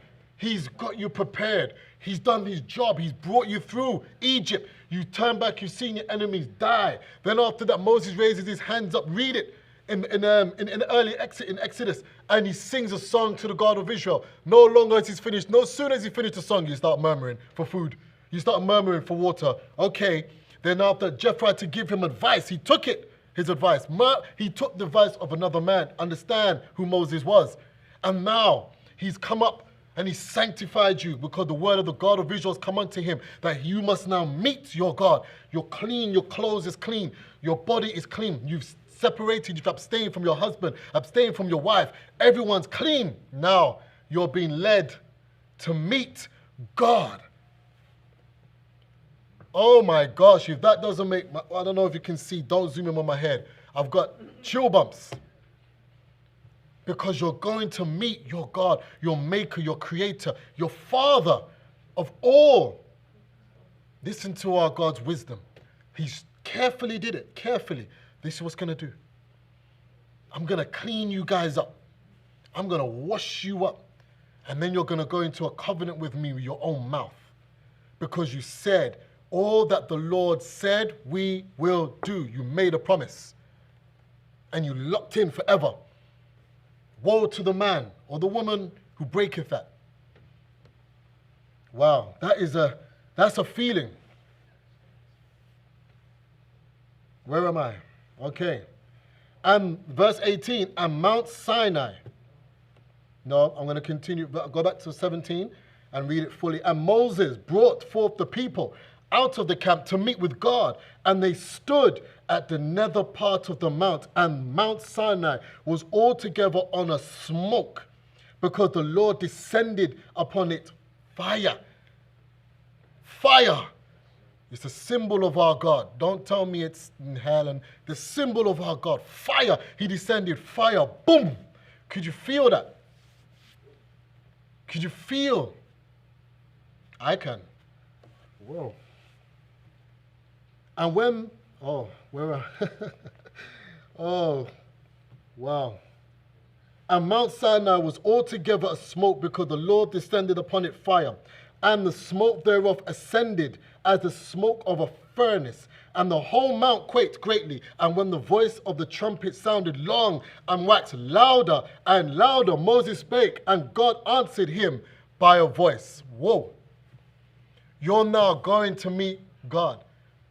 Look at that. Look at the wisdom of our Father. He took you through the Red Sea. We didn't get there. And what transpired? Get rid of all of that Egyptian way. Clean you up. Forget it. Forward. No one was walking backwards. Forwards. And now it's all a destination. From Egypt, when you cried, because by reason of your taskmasters, he brought you up, he saw you, he said, okay, come. Now you come over, you're baptized. Then you start your murmuring. Then you start looking back, oh, I want to go back there, that one's better. You start your ungratefulness, and you think it's not heard. Our God hears all, sees all. Verse 20, and the Lord came down upon Mount Sinai, on the top of the mount, and the Lord called Moses up to the top of the mount. And Moses went up, and the Lord said unto Moses, go down and charge the people, lest they break through unto the Lord to gaze, and many of them perish. And let the priests also which come near to the Lord sanctify themselves, lest the Lord break forth upon them. And Moses said unto the Lord, the people cannot come up to Mount Sinai, for thou chargest us, saying, set bounds about the mount and sanctify. They were having a conversation. They were having a conversation. This is the God of Israel speaking mouth to mouth, who saw the similitude of God, which you can read in Numbers 12. He didn't see God in dark sayings, and when he went to sleep, he wasn't a prophet. That's not how the God of Israel communicated with Moses. And the Lord said unto him, away, get thee down, and thou shalt come up, thou and Aaron with thee.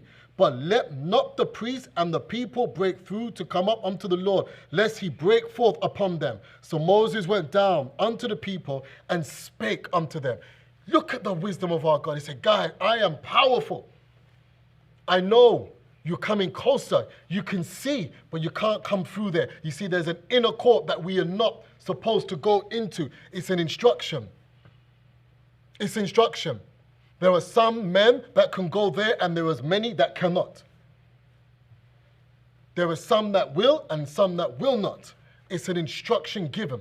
The people must stay on the outer bounds, whilst those that have been chosen to go into the inner court, they must receive their instruction. Moses and Aaron. What's different today? Nothing. Same thing. Same process. Same process. Because you see, we are a holy people unto our God. And if you read, I like this book of Exodus. You can read the book of Exodus because it shows you even up when Moses built the altar, when Moses built the candlesticks.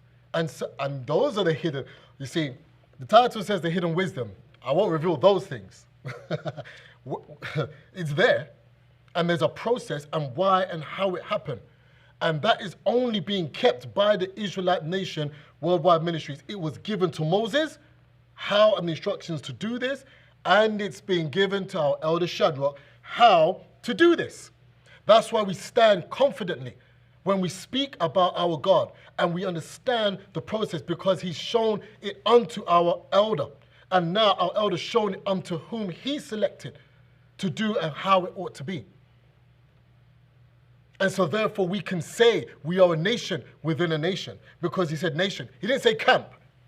He didn't say some group of people. He didn't say this, sect. One nation, a nation of people. Do your research. A nation was taken out of West Africa and taken by way of ships, Deuteronomy 28, into the new Egypt by way of ships. It was a nation of people. Do your research. Don't tell me that we're all African, and I'm not African, and we're going back the same. We're descendants of the children of slavery, the descendants of the children of Israel. Understand who you are. And it's important to do so. I'm going to continue. So we go to chapter 20 in Exodus, and I'm taking you somewhere. Understand who we are. You see, I'm building somewhere. Chapter 20, it talks about, it's the Ten Commandments. We understand. We can read it from verse 1 all the way to 17.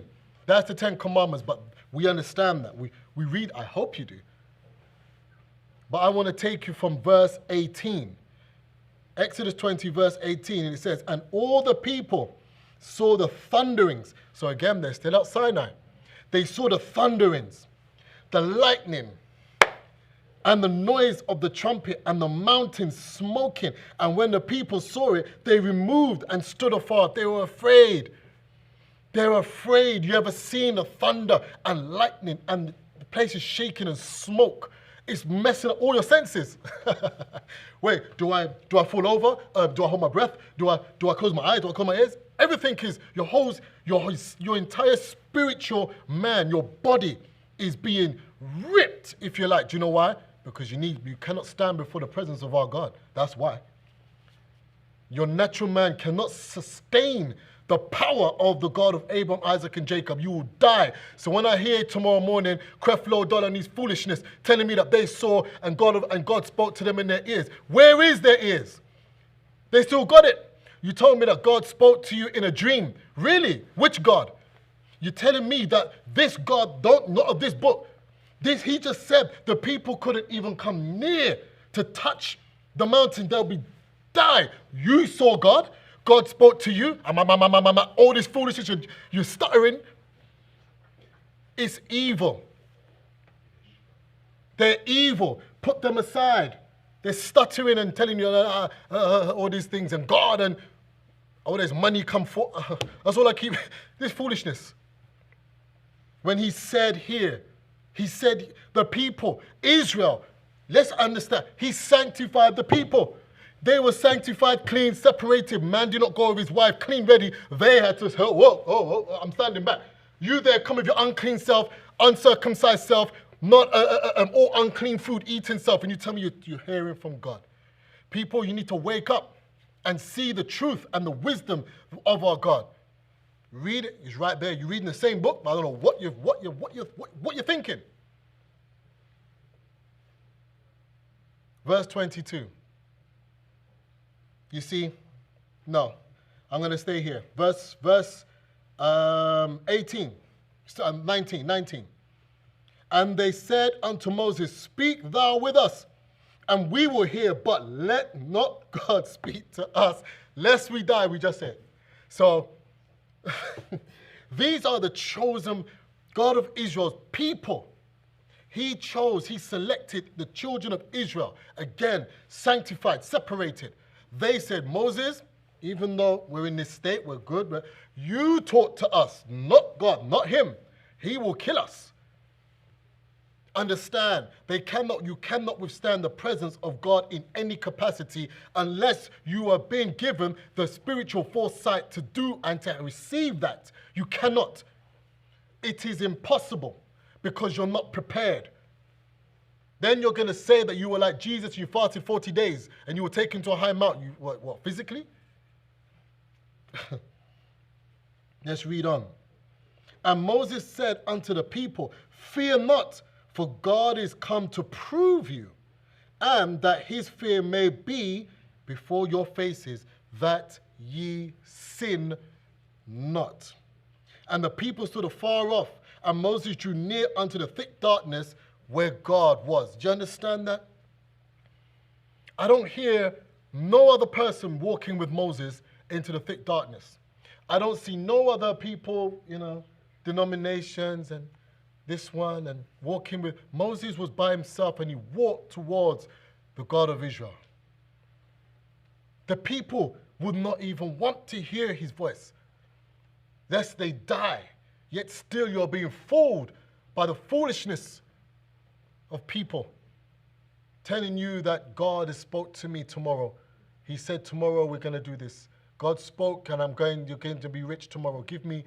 Bless this, give us your money, £10,000 of dollars, and you will have $1 million tomorrow. Foolishness.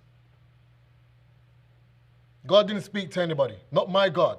Not the God of this book and the God of this nation. Now,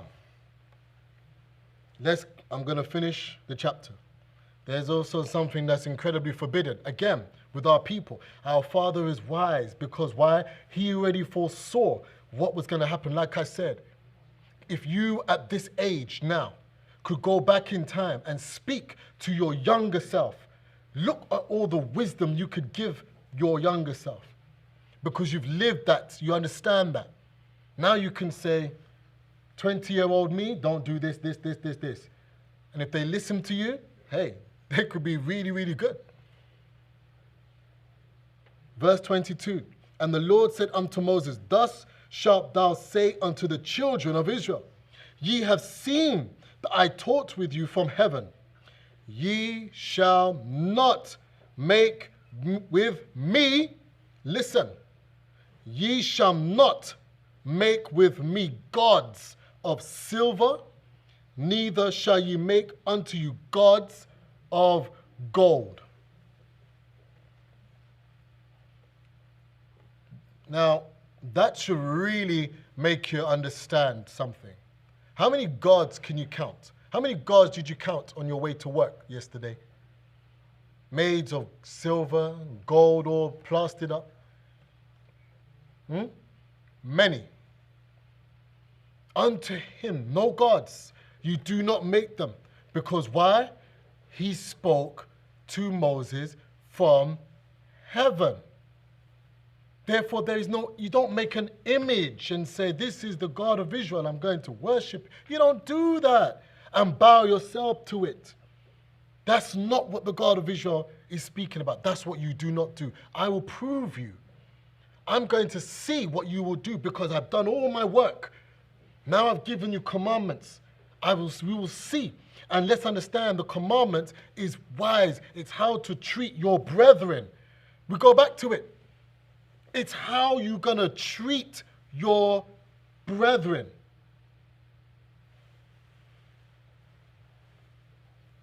Very, very something to think about when we're talking about our God and the wisdom that he's shown to us as a people.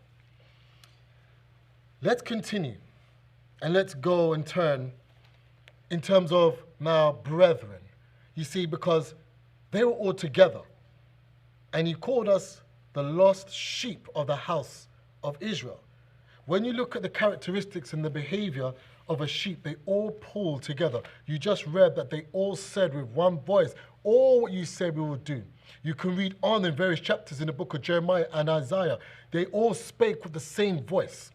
When they were wicked and evil, they all did it together. And then you have the fractions that broke off. Fractions. But they were together, whether they did good or they did evil. Brethren, how are you treating each other? Our God is wise. Is wise because he understands if you cannot sustain and bear your brethren, how are you going to sustain him? How could you bear him? Okay, we're going to turn to the book of Proverbs. Yesterday I heard the Bible study and they had very good points from the UK branch. And it was good to listen and to hear some of those points. But I would like to go to the book of Proverbs chapter 6. And this was it's very important to understand this because it's part of this nation, the Israelite nation, and it's heavily dependent on your cooperation and the success of your life as an Israelite to understand this particular scripture. So I'm going to go to Proverbs 6, and I'm going to start from verse 16. Proverbs 6, verse 16. These 6 things doth the Lord hate. Yea, 7 are an abomination unto him. So there's 7 things, again, 7 things that pertaining to our God. If you want to live and have a successful life, my son, you be wise and listen to the voice, and don't forsake the law of thy father or thy mother, even as King Solomon had spoken. And the law is your keeping of your life. That is wise. That is having knowledge. That's being smart. A proud look, a lying tongue, and hands that shed innocent blood, and heart that deviseth wicked imaginations, feet that be swift in running to mischief, a false witness that speaketh lies, and he that soweth discord among brethren. 7 things that I know maybe 99% of people don't even read. Very short passage. It's only 4 verses. 4 verses. Everybody probably hop, skip, and jump, but so critical to understand in order to preserve your life and to live a fruitful and a prosperous life. It is wise to listen to one of the wisest men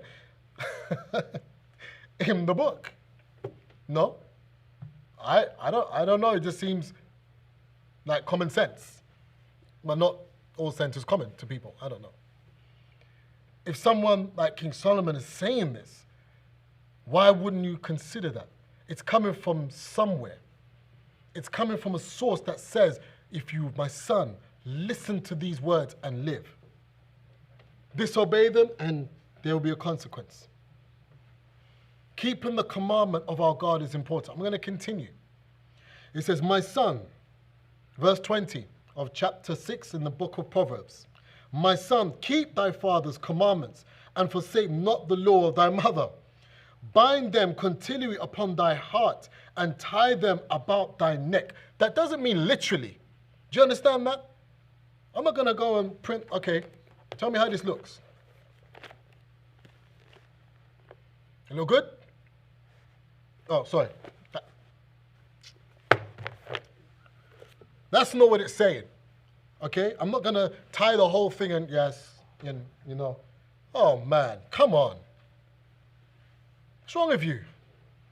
It says, bind them continually upon thy heart and tie them about thy neck. When thou goest out, it shall lead thee. When thou sleepest, it shall keep thee. And when thou wakest, it shall talk with thee. That means it's continually in your head. You read. You know the problem? And this is a bad statement, right? I don't like it, and you have to understand. They say if you want to hide stuff from black people, put it in a book. That's bad, because black people don't like to read. Let's put it this way. Children of Jacob don't like to read. What's wrong? You have everything, your resources here. I'm speaking to people and they say they believe in God. It's me, oh, which God? Oh, the God of the Bible. Oh, you read the Bible? No. It's me, what are you talking about? It doesn't even make, I'm tired of having arguments. He said it here. It will be inside of you. How then would you be able to sin? If you have it, you know what to do. When things happen, because it's in you, you know what to do. If you rise up and you're this, then listen, be it unto you. For the commandment is a lamp and the law is light, and reproofs of instruction are the way of life. Rebuke. Sometimes you need to get rebuked. Don't shun being rebuked by a wise man, because it's for your life. Instruction. It says, look, the commandment is the lamp. It will show you, look, this is the way you go. Oh. And it reads on about the evil woman and so on, and the lustings and so on. Again, using an example of what can lure you away from the God of Israel's law. It used as example. You know, our fathers needed to be understood because they loved too many strange women. No more than King Solomon. Love the strange women, and then they lead you away from serving the true and the living God. We are here to build this nation. That's who we are, and that is your job. And in order to build the nation, you have to get your spiritual self right. If your spirituality is not strong enough, if you don't know the wise words written in this book, how to keep yourself, the laws, the statute, even how to sanctify your body before you come to the presence of our God, then there is a deep, deep problem. When things go wrong, do not blame anybody. You know, the best remedy for things, start today. Don't put off what you could do today, tomorrow. Start now. Start now. If you wish to learn more about the nation, this nation in this book, the Israelite nation, Worldwide Ministries, subscribe. Call in, text, talk to somebody. Reach out. Don't go off your own understanding, thinking that you know it all because you became an Israelite or awakened last week or last year, and now you want to now teach the world something you learned already originally from us. Perverted. Come to the source. You know, you all seen the film Matrix. Neo had to fight all these battles to get to the source. The key things, his direction was to the source. We are the source of this book. And to understand the source, you must come to the source. You pick up the phone, call, subscribe, talk to the Israelite Nation Worldwide Ministry to get your answers. And be free. Free. Don't bind yourself up. You're a lost child of the children of Israel. Don't tell me which tribe. I don't know. Nobody knows. Nobody knows. We're scattered abroad. He said it. We're scattered. He didn't say, I'm going to scatter Judah specifically to Mexico, or scatter Aruba specifically to New York. That's not what he said. He said we're scattered all across the world. We're still the same people, children of Israel. That's what he said here. The God of Israel didn't say, okay, back when he speak to Moses, he said, Moses, speak to the children of Judah. He said the children of Israel. So when you're saying that you're this and you're that, come out of your head. Understand, you belong to a body, to one nation. You're from a royal people. And the God of Israel himself said it only if you obey his word. And in first rule of obedience is you call the right name. You don't call your father by his natural name. What is the first thing that your parents taught you when you were born as a baby? Did they say, call you Michael? Your name's Michael? So when the baby is nice, okay, call me Michael, baby Michael. It's Dada or Mama. Specific. You call me Mama. My name might be whatever it is, Tyrone Soiree, but you call me Dad. So what's the hard problem? Why you want to call him Shabai and I don't know, these weird names? The most popular name I've heard is by Elder Michael. You know, I don't know how he found it, but it was great, called Yabba Dabba Doo. I don't understand.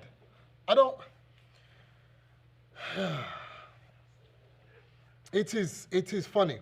Let's go down to same Proverbs, and I want to go to chapter 7. It says, my son, keep my words and lay up my commandments with thee. Again, why is he always saying this? This is wisdom.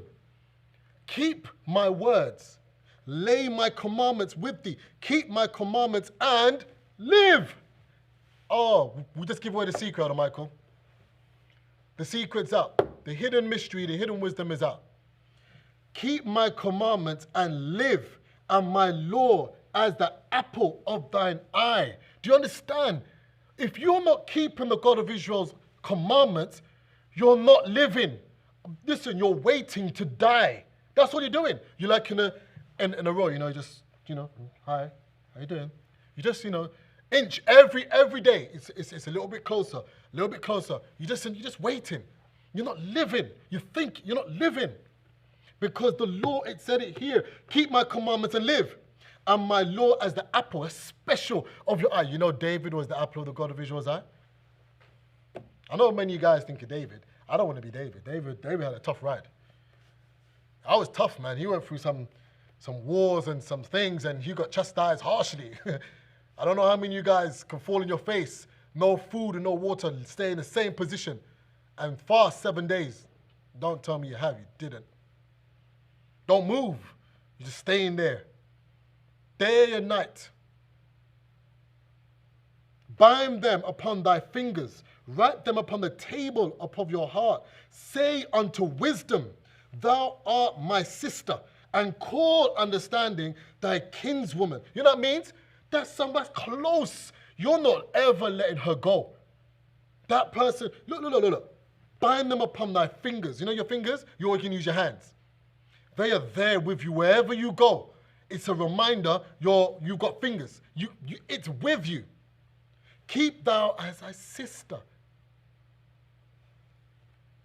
that they may keep thee from the strange woman, from the stranger with her flattering lips. Again, symbolic, could be literal as well, but also symbolic of that will lure you away to go and serve another God and to break the law. I like reading with understanding about our God. Understanding that we have so much potential as a nation and as a people to do exceedingly great things if we but obey the voice of our God. Just obey his voice. That is wisdom. Why do we need to be rebellious? Why do we need to turn our face away from our God? Why do we need to commit the sin of murmuring? Didn't know that. Murmuring is a sin. Go read in the book of Numbers 12. Look what happened with Miriam and Aaron. And why is it that Aaron had to plead? They were both doing it. Aaron got his later, but Miriam was instant. And Aaron felt it. You have to understand, he felt it. So did Moses. And they felt it. They're looking at their sister. Again, we just read it. Say unto wisdom, thou art my sister. It's someone close. Look what happened to Miriam, their sister. That was somebody close to them in a physical sense. And they pleaded. Moses pleaded, heal her. It was like, whoa. Because they murmured how the God of Israel spoke to Moses. And even Aaron said, we have done this foolishness and committed this sin. It's a strange thing, huh? Murmuring. Because we can read throughout the scriptures, it's habitual. It's habitual. I don't know if anybody got it right when I asked the question, what we were most famous for in the book and being slaughtered by. Murmuring. You talk so much. Complaining. What are you complaining for? I've given you everything. I've sent out 12 men. 12 men to seek out the land of Canaan. 10 came back. 10 men came back with an evil report. And they polluted the whole congregation of Israel. 10 men. 10. Oh my gosh. And it angered the God of Israel so much that he said, as a result, these 10 men, they're of an evil generation, and they will not see the land that he had given unto them. 10 of them. But they will go and they will die by the Red Sea. Go the way of the Red Sea, and they will die. But their children, which were given for prey, they will see it. because they heeded not to our father's instruction. They didn't listen to his wisdom. They didn't understand what he was saying because they were thinking carnally. Again, 1 Corinthians 2, wonderful scripture. Michael started reading, hijack my actual scripture, verse 6 to 12 and onward. You have to be spiritual. A spiritual mind understands spiritual things. You cannot be physical and carnal and understand a spiritual thing. All the wisdom in this book will be confusion to you. We can see it now. You have Masonic Israelite, apologetic. Do you know something? Apologetic is a good term. You should apologize to the Israelite nation, worldwide ministries, for your foolishness and saying about this book. You're right. Apologize to Israel because that is unheard of.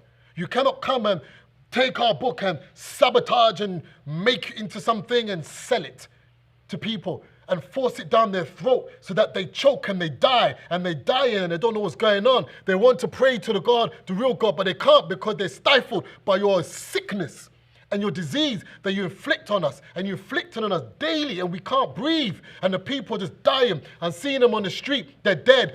Everywhere I go, there's dead people walking around. You know why? Because of you people. Telling me that you're telling me you're an apologetic Christian. Show me apologetic Christian in this book, my friend. I haven't seen one apologetic Christian yet, but you should apologize for your tyranny.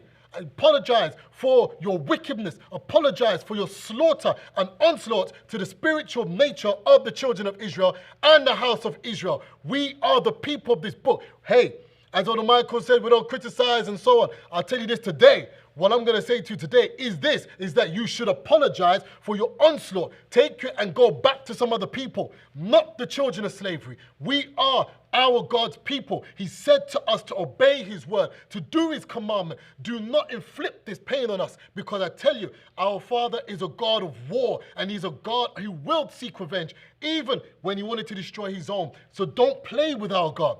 Don't play with the God of Israel in this time, because our Father is our God. And there should be an apology. Yes, I agree. So, we understand the wisdom of our God. We understand who our God is. There's many more mysteries, but having understanding is very important. Before I go, because I know I have to leave, I would like to just read this clearly. But I'll just say anyway. Read Psalms 133. How good and how it is for brethren to dwell together in, finish it, unity. With that, my people, I hope you have a blessed day, and I wish you peace from the Israelite nation, Worldwide Ministries. Peace, and have a great day. Peace.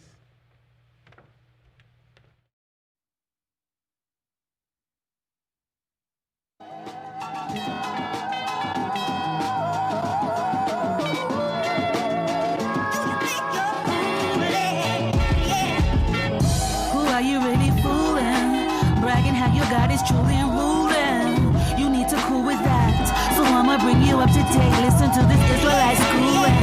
Don't be thinking God loves everyone and that Jesus died for everyone. That's just one contradiction. So I'ma put you on before your time is done. See, on the Sabbath you should be up in the club, sipping on no bud, no dirty whining on some young blood. You should keep your head clear, so no messing, no second guessing, so you can hear your pieces lesson. Take notes from the scriptures, so they remain in your brain like a permanent fixture. That way your friend them can't tell you nothing, cause there will be no fun, or you can teach them something.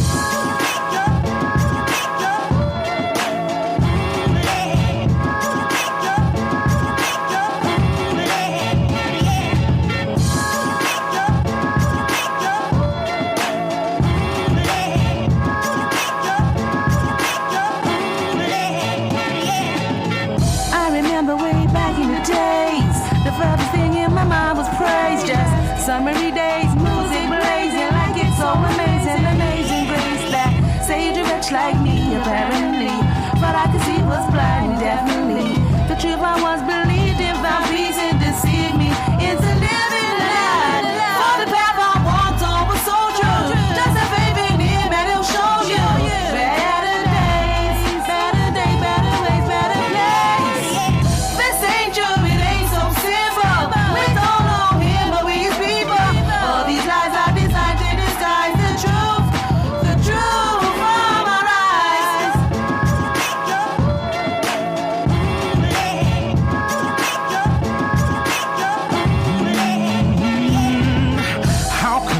forget the love you set so deep within my heart. I'm praying I'll never forget the laws and statutes you placed in my inward parts. I pray, I just wanna give you thanks. I just wanna bless your name.